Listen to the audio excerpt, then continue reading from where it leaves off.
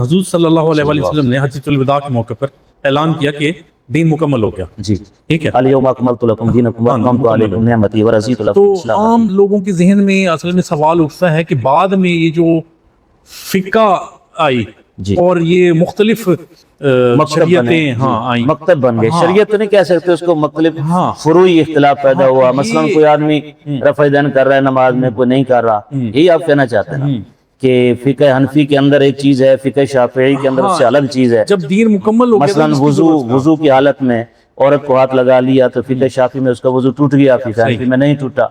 تو پہلی بات یہ دیکھیں، یہ اصول نہیں ہے، کلیات ہیں. لیکن اس بات کو سمجھنے سے پہلے آپ یہ سمجھیں کہ اللہ رب العزت نے حضور نبی کریم صلی اللہ علیہ وسلم کی ایک صفت یہ بھی فرمائی وَيُعَلِّمُهُمُ الْكِتَابَ وَالْحِكْمَةَ، کہ یہ نبی ابراہیم علیہ السلام نے دعا کی تھی نا کہ یا اللہ امت مسلمہ پیدا فرما اور اس میں ایک نبی مبعوث فرما جو تیری کتاب کی تلاوت بھی کرے اور ان کو وہ کتاب سکھائے. یعنی حضور کی ایک شان تو یہ بھی ہے نا کہ قرآن مجید بیان فرماتے تھے، ساتھ ساتھ قرآن مجید صحابہ کو سکھاتے بھی تھے. اگرچہ عربی میں تھا لیکن ایک بہت بڑے صحابی عربی کے ماہر، ان کی اپنی زبان مادری زبان، شاعر بھی تھے. شاعر کی جو عربیت ہوتی ہے وہ دوسروں سے زیادہ ہوتی ہے، لیکن وہ اس فرق کو نہ سمجھ سکے کہ روزہ پورا کرنا ہے کہ سیاہ خط سفید خط سے جدا نہ ہو جائے. لیکن وہ صحابی اس کو نہ سمجھ سکے کہ اس کا مفہوم کیا ہے. انہوں نے رات کو سحری کے بعد 2 دھاگے رکھ لیے، ایک سفید اور ایک سیاہ، کہ جب یہ جدا ہوں گے تب تک سحری میں کھا سکتا ہوں. حالانکہ یہ مطلب بھی نہیں تھا. پھر جب حضور سے پوچھا کہ آپ نے فرمایا اس سے صبح صادق مراد ہے کہ رات کی سیاہی والا خط جب صبح کی سیاہی سے سفیدی سے تبدیل ہو جائے تو یہ خطوں کے اندر تفاوت مراد ہے. اس طرح صحابہ نے ظلم کے بارے میں جب لفظ سنا تو صحابہ کرام بڑے پریشان ہوئے کہ یا رسول اللہ یہ ظلم کا کیا معنی ہے؟ تو آپ نے اس کی تشریح فرما دی کہ ظلم شرک کو کہتے ہیں. ان الشرک لظلم عظیم، کہ شرک جو ہے وہ ظلم عظیم ہے. اسی طرح اللہ تعالیٰ نے فرمایا وَأَحَلَّ اللَّهُ الْبَيْعَ وَحَرَّمَ الرِّبَا، اللہ نے بیع کو حلال کیا ہے اور ربا کو یعنی سود کو حرام کیا ہے. اب یہودی یہ کہتے تھے کہ یہ جو ربا ہے یہ بیع ہی تو ہے، کیونکہ بیع کسے کہتے ہیں جس میں نفع ہو، اور سود بھی کیا ہے، بڑھوتری کو کہتے ہیں، نفع کو کہتے ہیں. تو لہٰذا وہ انہوں نے یہ کہا کہ انما البیع مثل الربا، کہ بیع تو ربا کی طرح ہی ہے. تو اللہ نے فرمایا نہیں، اللہ نے بیع کو حلال کیا، ربا کو حرام کیا. پھر ربا کی جو تشریح فرمائی حضور نبی کریم صلی اللہ علیہ وسلم نے، آپ نے 6 چیزوں کو ذکر فرمایا. الحنطۃ بالحنطۃ والشعیر بالشعیر، یہ پوری ایک حدیث ہے. تو اس میں تو آپ نے ربا کی تعلیم دی کہ ربا پھر یہ ہے. اب اسی طرح آتا ہے کہ یتربصن بانفسہن ثلاثۃ قروء، کہ جن عورتوں کو طلاق ہو جائے وہ 3 قروء عدت بیٹھیں. اب قر ان کا معنی اگر آپ لغت اٹھا کر دیکھیں گے اس کا معنی حیض بھی ہے، اس کا معنی طہر بھی ہے. اب یہاں کون سا معنی مراد ہے؟ پھر حدیث پاک اس کی تشریح کرتی ہے. تو خلاصہ یہ نکلا کہ دین کے اندر جو کتاب اللہ تعالیٰ نے ہمارے لیے نازل فرمائی ہے اس کی تعلیم بھی ضروری ہے. شاہ ولی اللہ رحمۃ اللہ علیہ فرماتے ہیں کہ دنیا کا کوئی ادنا سے ادنا معاملہ بھی ہو وہ سیکھے بغیر نہیں آ سکتا.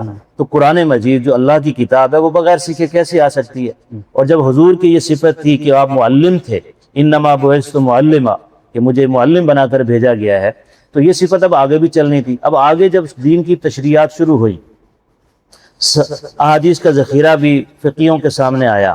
اب مثلا میں اسی کو لیتا ہوں، یتربصن بانفسہن ثلاثۃ قروء والمطلقات یتربصن بانفسہن ثلاثۃ قروء، یہ ایک آیت کریمہ ہے. میں ان لوگوں کے سامنے ان آیت کریمہ کو رکھتا ہوں جو کہتے ہیں کہ ہم فقہ کو نہیں مانتے، ہم اس حنفی شافعی حنبلی مالکی کو نہیں مانتے. اب وہ حضرات اس کا کیا مفہوم لیں گے؟ مراد 2 ہی لے سکتے ہیں نا، کہ جن عورتوں کو طلاق ہوئی ہے وہ 3 قروء بیٹھیں. اب قروء قرن کی جمع ہے. قرن کا معنی جیسے میں نے عرض کیا کہ یہ ازداد میں سے ہے، یعنی اس کے 2 معنی ہیں، دونوں ہی آپس میں ضد ہے ان کی. اس کا ایک معنی حیض بھی ہے اور ایک معنی طہر بھی ہے. اب آپ اس میں سے کون سا لیں گے؟ ظاہر 2 میں سے ایک لے لیں. اگر آپ نے حیض لے لیا تو آپ احناف کے ساتھ جڑ گئے اور ان کے دلائل ہیں باقاعدہ اپنی جگہ جو آپ بھی دلائل دیں گے. اور اگر آپ نے سمرات طہر لیا تو آپ امام شافعی رحمہ اللہ کے ساتھ جڑ گئے، ان کے بھی اپنے دلائل ہیں.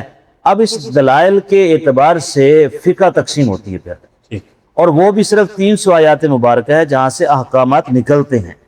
لیکن کیا آپ نے یہ دیکھا ہے کہ فقہ شافعی اور حنبلی کے اندر نمازوں میں اختلاف ہو کہ 5 نمازیں فرض نہیں ہیں، 4 ہیں، کوئی 4 کہتا ہو، بنیاد ایک ہے. بنیاد تو سب کی ایک ہے نا. جیسے میں نے عرض کیا کہ دین جو ہے وہ اللہ پر ایمان، فرشتوں پر ایمان، یہ ہو گیا دین. پھر ملت ہے کہ بڑی بڑی چیزیں، عدل ہونا چاہیے، سخاوت ہونی چاہیے، سچ بولنا ہے، جھوٹ نہیں بولنا، کینہ نہ ہو، حسد نہ ہو، بغض نہ ہو، جی جو عادات بری ہیں ان سے منع کرنا اور اچھی عادات اپنانا، اس میں سے کسی کا اختلاف ہے؟ کسی کا بھی نہیں۔ لیکن بات عمل کی آتی ہے کہ ایک حدیث کا ذخیرہ ایک فقیہ کے سامنے آیا کہ حضور نبی کریم صلی اللہ علیہ وسلم نے رفع یدین فرمایا نماز میں، اور دوسری کچھ ایسی احادیث بھی سامنے آ گئیں جس میں آپ نے رفع یدین نہیں فرمایا۔ اب فقیہ ایک بیٹھ گیا کہ سنت کے قریب کون سا عمل ہے، صحیح، اسے ہم کہتے ہیں کہ اولا کون سا ہے، رفع یدین کرنا اولا ہے یا رفع یدین نہ کرنا اولا ہے۔ اولویت میں اختلاف ہے، کرنے میں تو کوئی حرج نہیں ہے نا کہ ایک آدمی دوسرا کر لے، جو کر رہے ہیں ان کو کوئی ہم نہیں کہتے کہ جی آپ نے غلط کیا، اور ہم نہیں کر رہے وہ ہمیں نہیں کہتے کہ آپ نے غلط کیا۔ کیوں کہ وہ اس بات کو سمجھتے ہیں کہ یہ اختلاف تو صرف اولویت یا عدم اولویت کا ہے کہ شان کس میں زیادہ ہے۔ تو امام ابو حنیفہ رحمۃ اللہ علیہ کی تحقیق کے مراد انہوں نے معیار بنایا کہ حضور کا جو آخری عمل ہوگا وہی اولا ہوگا۔ تو امام صاحب کے نزدیک حضور نبی کریم صلی اللہ علیہ وسلم کا نماز میں جو آخری عمل وہ عدم رفع یدین کا ہے، تو انہوں نے اس کو اپنا لیا۔ اور امام شافعی اور باقی تینوں جو مسلک ہے وہ کہتے ہیں کہ نہیں، رفع یدین کے ساتھ زیادہ اولا ہے۔ تو بتائیں اس اختلاف سے کون سا ایسا مسئلہ پیدا ہوا کہ آپ بود مشرقین میں جا کے کھڑے ہو گئے؟ اصل نماز پڑھنا ہے، اصل تو نماز پڑھنا ہے، وہ تو فرضیت کا ہر بندہ قائل ہے کہ نماز کے اندر یہ سنتیں ہیں، اس طرح نماز ہوگی، اس طرح نہیں ہوگی۔ تو فقہی اختلاف تو امت کے لیے رحمت ہے۔ صحیح، اور پھر یہ اختلاف آپ کو کیا تکلیف دے رہا ہے؟ اگر آپ برے صغیر کے باشندے ہیں تو یہاں فقہ حنفی چل رہی ہے، تو آپ ہے کہ جی میں شافعی بننا چاہتا ہوں یا میں مالکی بننا چاہتا ہوں، تو آپ یہاں اس پر عمل کیسے کریں گے؟ صحیح، اور جب آپ بننا چاہیں گے اس کا مطلب آپ نے فقہ کو تو مان لیا نا۔ اور اگر بالفرض آپ ان چاروں فقہ سے الگ ہوتے ہیں، پہلے یہ بھی ایک کنفیوژن ہوتی ہے کہ وہ ان کو فرقہ بنا دیتے ہیں، یاد رکھ لینا فرقہ یہ نہیں ہوتا، فرقہ کہتے ہیں عقائد میں اختلاف کو۔ اب جس طرح ہم اہل سنت والجماعت عذاب قبر کے قائل ہیں کہ قبر میں جب مردہ رکھا جائے گا اس کو ثواب یا عذاب ہوتا ہے، نیک ہے تو ثواب ہوگا، اگر بد ہے تو اس کو وہاں سے عذاب شروع ہو جائے گا۔ اب معتزلہ پیدا ہوا ایک طبقہ صحابہ کے بعد، وہ کہتے ہیں کہ یہ عذاب قبر ہے ہی نہیں، صحیح، کل قیامت کو جب اٹھا جائے گا پھر دیکھا جائے گا۔ اب انہوں نے یہ اختلاف کس میں کیا ہے؟ عقیدے میں، بنیادی عقیدے میں کیا ہے، جو کہ قرآن اور سنت کے خلاف ہے۔ تو اس کو ہم کہیں گے یہ فرقہ پیدا ہو گیا۔ اب دیکھیں اس میں بھی جب ایک طبقہ ایسا ہے کہ جو اپنے آپ کے لیے الگ ایک منزل طے کر لیتا ہے، وہ اہل سنت والجماعت یا علماء حقہ یا یوں کہ اسلام سے ہٹنے کی کوشش کرتا ہے، اگرچہ اپنے آپ کو کہلاتا مسلمان ہی ہے کہ میں مسلمان ہوں، وہ نماز بھی پڑھ رہا ہے، روزے بھی رکھ رہا ہے، حج بھی کر رہا ہے، لیکن عقائد کے اندر اس نے اپنا راستہ اختیار کر لیا کہ میں عذاب قبر کو نہیں مانتا۔ اب اس کا کیا نام رکھیں گے آپ؟ ان کو کوئی نام تو دینا پڑے گا نا۔ تو ہم نے ان کا نام رکھا کہ یہ معتزلہ اعتزال کہ اعتزالانہ، یہ ہم سے بندہ جدا ہو گیا۔ یہ ان کے استاد نے کہا تھا، جس شاگرد نے یہ بات چھیڑی تھی، لمبی بات ہے۔ تو اب وہ آٹومیٹک فرقہ خود پیدا ہوا، ہم نے تو پیدا نہیں کیا نا۔ اب اسی طرح ایک آدمی آ کر کہتا ہے کہ حضرت علی کرم اللہ وجہ خدائی صفات کے ساتھ متصف ہیں، ٹھیک ہے، اب اس نے اسلام کے اندر ایک عقائد کو چھوڑ کر ایک اپنا عقیدہ گھڑ لیا۔ اب ہم اسے کیا کہیں کہ تو اہل سنت والجماعت میں داخل ہے؟ ہم اسے کافر بھی نہیں کہیں گے کہ وہ اپنی تعویلات کرتا ہے، ٹھیک ہے۔ تو اس طرح فرقے جو بنتے ہیں وہ ان کو سوچنا چاہیے کہ ہم ٹوٹے ہیں، ہم نے تو نہیں توڑا، ہم تو الحمدللہ حنفی ہیں، شافعی ہیں، مالکی، حنبلی ہیں، عقائد کے اندر سارے ایک ہی ہیں، تو لہذا سارے ہی اہل سنت والجماعت کہلائیں گے۔ فروعی اختلافات وہ پیچھے سے ثابت شدہ ہے، خواہ وہ رفع یدین کرنا ہو یا نہ کرنا ہو۔ ہم رفع یدین نہیں کرتے، لیکن ہم رفع یدین کا انکار بھی تو نہیں کرتے نا کہ آپ نے رفع یدین فرمایا حضور نبی کریم صلی اللہ علیہ وسلم نے۔ اور یہ فروعی اختلاف قابل تحمل ہوتے ہیں، یعنی قابل برداشت ہوتے ہیں۔ جی اچھا، اسی میں مولانا صاحب ایک سوال اور اکثر کیا جاتا ہے کہ جب آپ کہہ دیتے ہیں کہ چاروں فقہ یہ ٹھیک ہیں، آپ جس پہ بھی عمل کرنا چاہیں ٹھیک ہے، تو پھر اگلا سوال یہ پیدا ہوتا ہے کہ کوئی شخص ان چاروں میں سے ایک پر عمل کر رہا ہے اور اس کو وہاں سے حل نہیں ملتا یا اس کو وہاں مشکل پیش آتی ہے، تو کسی اور فقہ سے وہ خود سے ہی کچھ اور لے کر اس کے مطابق عمل کرتا ہے، تو کیا ایسا وہ کر سکتا ہے؟ اور نہیں کر سکتا تو کیوں نہیں کر سکتا؟ یہ آپ نے اچھا سوال ریز کیا ہے۔ آج کے دور جس طرح دنیا گلوبل ولیج بن گئی ہے، بعض لوگ تو یہ بھی کہتے ہیں کہ چاروں فقہوں کو ملا کر ایک فقہ پیدا کر لیں۔ صحیح۔ اب اس میں پہلے بنیادی سوال یہ ہے کہ امام شافعی رحمہ اللہ فرماتے ہیں کہ مس مرا یعنی عورت کو چھونے سے وضو ٹوٹ جاتا ہے۔ امام ابو حنیفہ رحمۃ اللہ علیہ فرماتا نہیں ٹوٹتا۔ اب آپ ان دونوں باتوں کو کیسے جمع کریں گے؟ صحیح بات، کر سکتے ہیں، ایک پر عمل ہوگا، بس دونوں پر تو نہیں ہو سکتا نا۔ تو لیکن اس میں بھی بنیادی بات سمجھیں کہ مثلا میں حنفی ہوں، اب میں حنفی مسئلے پر چل رہا ہوں، اپنی ترتیب میری قائم ہے، معاشرہ میرا ایسے ہی ہے، کسی جگہ میرا اختلاف آ جاتا ہے اس بات پر، مثلا ایک آدمی نے قسم کھائی تھی کہ اگر آج میرا وضو ٹوٹ گیا 2 گھنٹے سے پہلے تو میں تمہیں 10,000 دوں گا، قسم کھا لی ویسے ہی۔ اب وہ اس نے عورت کو چھو لیا، اب وہ جو حنفی ہے جس کو اب 10,000 چاہیے وہ کیا کہے گا کہ اس مسلک میں شافی ہوں، تیرا وضو ٹوٹ گیا، وہ کہے گا میں حنفی ہوں میرا تو نہیں ٹوٹا۔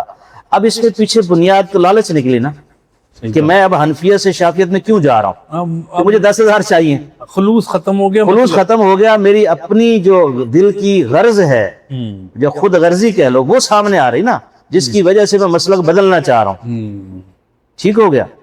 تو اب آپ بتائیں اس کو میں اتباع شریعت کہوں گا یا اتباع ہوا کہوں گا؟ ہوا عربی کا لفظ اس کا معنی ہوتا ہے خواہش پر عمل کرنا، تو یوں سمجھ لیں کہ ضابطہ یہ نکلا کہ ایک فقہ کو چھوڑ کر دوسرے فقہ کی طرف جو آدمی جانا چاہتا ہے در حقیقت وہ اتباع ہوا کر رہا ہے، اور اتباع ہوا حرام ہے۔